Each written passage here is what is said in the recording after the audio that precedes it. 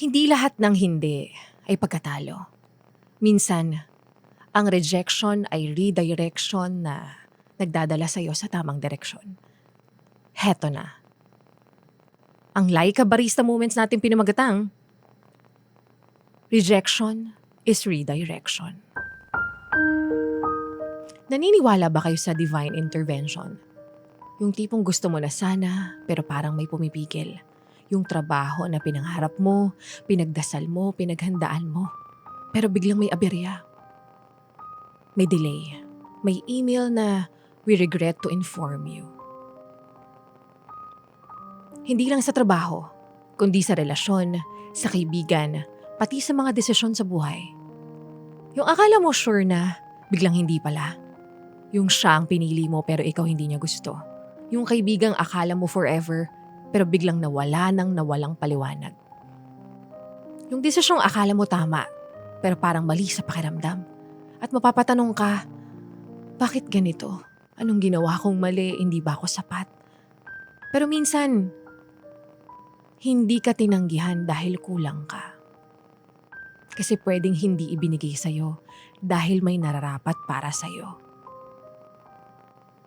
Hindi dahil hindi ka magaling, kundi dahil hindi ka para doon. Hindi ka iniwan para saktan. Iniwas ka lang sa pagmamahal na kalahati lang. Hindi kayo nag-work hindi dahil wala kang value, kundi dahil hindi kayo tugma.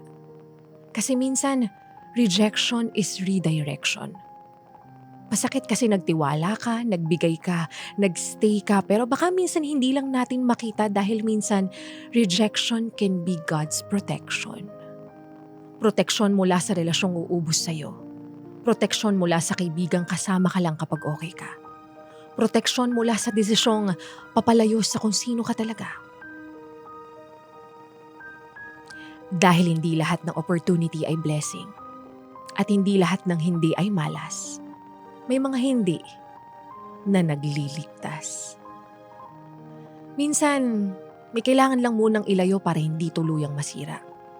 Minsan kailangan may magsarang pinto para hindi ka pumasok sa kwentong hindi para sa'yo. At darating ang araw, mapapansin mong mas pinatatag ka, mas panatag ka na, mas malinaw na ang isip mo, mas buo ka na, at doon mo maiintindihan kung bakit hindi ka pinili noon. Kung bakit hindi kayo nagtagal, kung bakit hindi natuloy. Kaya kung tinanggihan ka ngayon, huwag mong sukatin ang halaga mo sa sagot ng ibang tao. Hindi ka talo. Iningatan ka lang. Inilayo ka lang para ihatid ka kung saan ka dapat. Because rejection is not the end. It's redirection. At kung ano ang para sa'yo, hindi ka iiwan, hindi ka ipagpapalit, hindi ka pagdududahan. At masasabi mo na lang, rejection wasn't the end.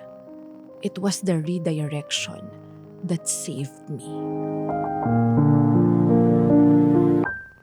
At yan ngang muli ang kwento ng ating Laika Barista Moments na pinamagatang, rejection is redirection.